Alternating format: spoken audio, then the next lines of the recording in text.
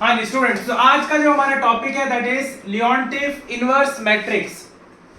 तो आपको पता है हमारे जो इकोनॉमी के सेक्टर्स हैं वो एक दूसरे के ऊपर बहुत ज़्यादा डिपेंडेंट हैं। जैसे मान लो आपका जो प्राइमरी सेक्टर है वो सेकेंडरी सेक्टर को रॉ मटेरियल प्रोवाइड करता है, जो सेकेंडरी सेक्टर है वो आगे टर्शियरी सेक्टर को प्रोवाइड करता है।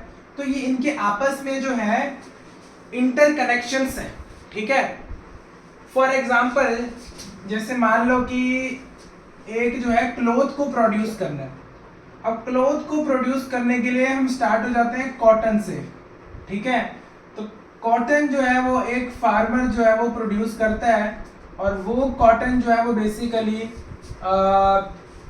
फैक्ट्रीज में आगे जो है वो प्रोवाइड होता है। फिर वो फैक्ट्री जो है वो प्रोड्यूस करती है और ये कंपनीज को प्रोवाइड करती है और ये कंपनीज जो है वो आगे हमको बेचते हैं। तो एक चेन होता है जहाँ पे इनपुट्स जो है वो डिफरेंट सेक्टर्स जो है वो आगे आगे प्रोवाइड करते रहते हैं। तो उससे ही रिलेटेड है लियोनटिफ इनवर्स मैट्रिक्स, जो कि एक तरह का इनपुट आउटपुट मैट्रिक्स है जो कि रिलेशनशिप शो करता है डिफरेंट सेक्टर्स के बीच में, ठीक है जी। तो यहाँ पे अगर अपन बात करें सेक्टर्स ऑफ इकोनॉमी के बारे में, तो ये जो इसका लियोनटिफ इनवर्स मैट्रिक्स है उसका जो फॉर्मूला है that is x is equal to i minus a inverse into f, ठीक है। अब इसमें जो वैल्यूज हैं इनपुट और आउटपुट की वो पॉजिटिव आए, उसके लिए दो कंडीशंस हैं। पहली कंडीशन है कि इसका जो डिटर्मिनेंट होना चाहिए i माइनस a का वो पॉजिटिव होना चाहिए और जो इसके डायगोनल एलिमेंट्स होने चाहिए i माइनस a के वो भी पॉजिटिव होने चाहिए। तो आइए इसको हम एक एग्जांपल की मदद से समझने की कोशिश करते हैं।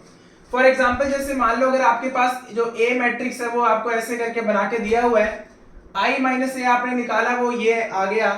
अब यहाँ पे आप देख सकते हो डायगोनल एलिमेंट्स दोनों ही पॉजिटिव हैं क्योंकि ये A11 है A22 है, ये डायगोनल एलिमेंट्स नहीं होते हैं।